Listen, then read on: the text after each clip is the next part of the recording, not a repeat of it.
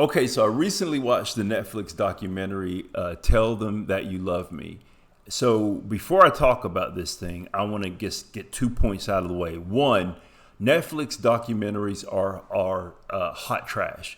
I've said this before. People push back against it. I'm going to keep saying it. You watch a Netflix documentary, you're left with more questions than answers. You're entertained while you're watching them, but they're bad.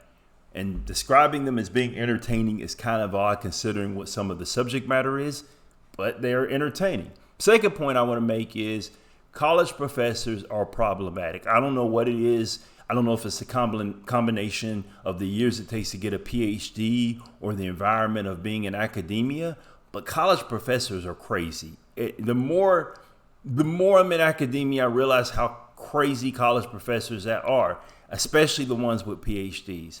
I'm saying this, I'm a college professor and I have a PhD. There's something wrong with us. Anyway, so let me continue. What is this thing about? So I vaguely remember this case. 2015, this woman, Anna Stubblefield, got charged and convicted of sexually assaulting a mentally handicapped man. This woman is a professor at Rutgers University, right? So how did this happen? Which, by the way, she only served 2 years. I think it was originally a 12-year sentence.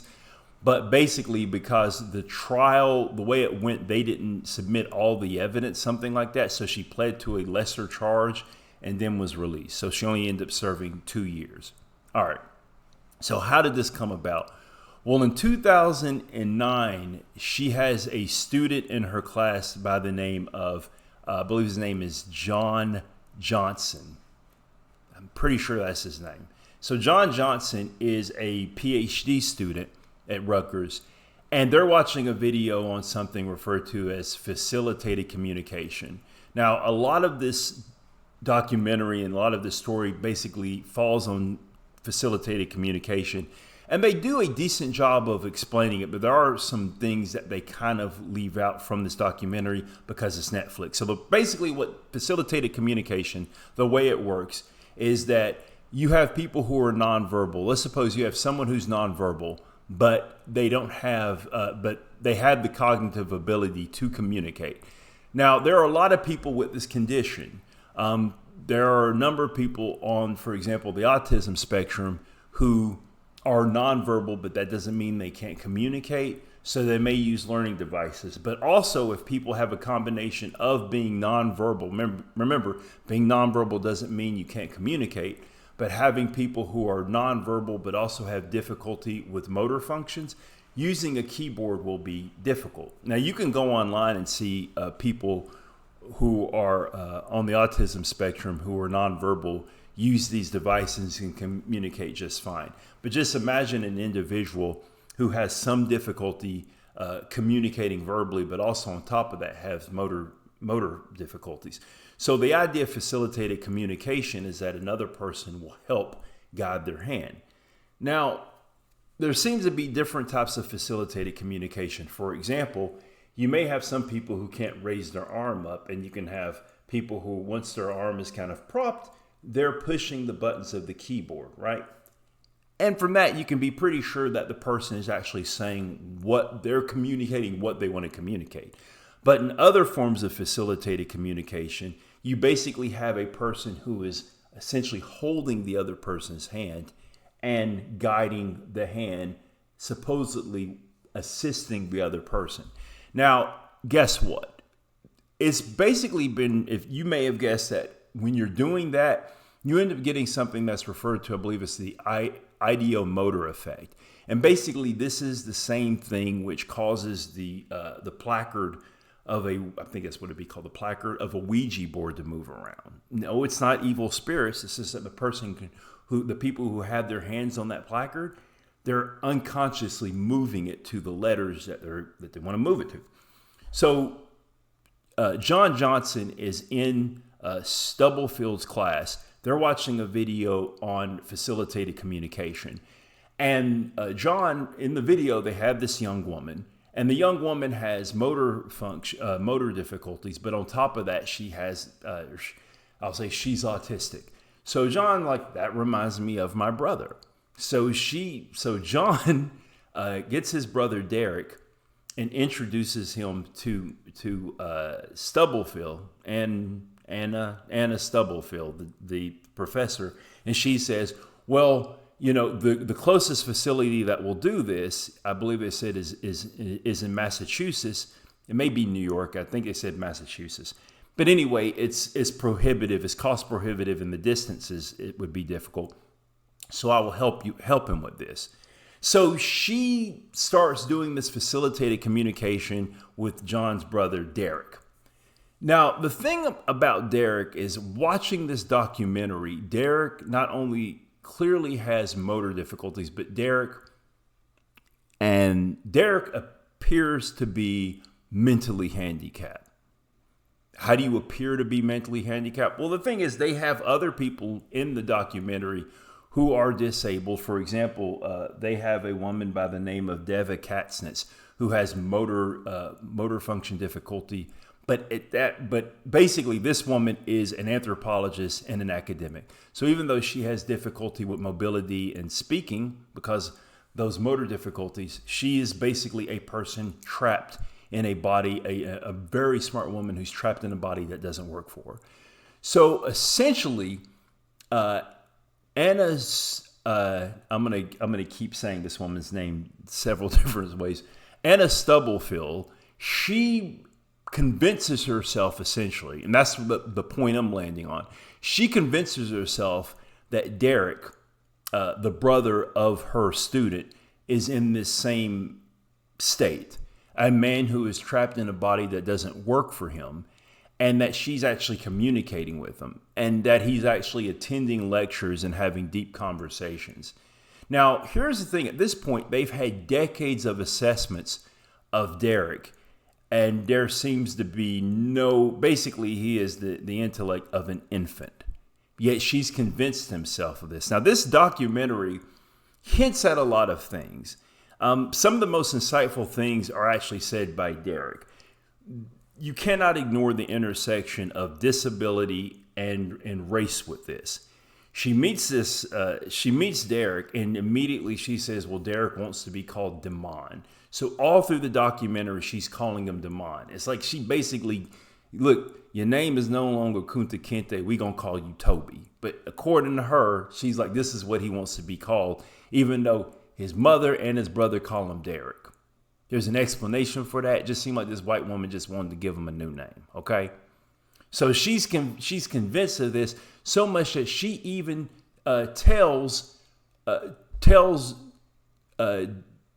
Derek's mother, who is his caretaker, and John, that they at one point they've become lovers. So the question basically comes down to, was he able to consent to this? And by all observation, the answer to that is no. They even bring in an expert by the name of Shane Howard, who does another assessment and basically confirms the thing that's been said for decades. And even to this day, this woman is convinced that Derek Johnson, the disabled man, was in a consensual sexual relationship with her. Now, this documentary should have been longer, and it should have been multi-parts, because there's so many things that it really touches on without really getting into detail. And one of those things is basically the rights of disabled people to consent. This is a real question. So imagine this, for example. Imagine if you have a person who has what we would consider I don't like to say the word normal IQ, but we'll just say that I believe the threshold it's either, I think the threshold is under either 60 or 70.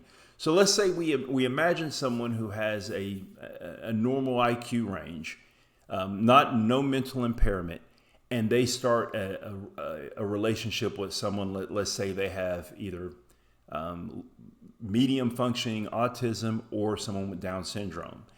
Can that person consent? And this is a real question to deal with, because the thing is, we infantilize people who have disabilities.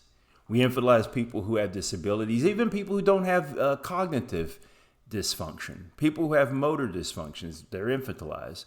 We look at them and say that they're being taken advantage of. Now, I don't think this is the case here.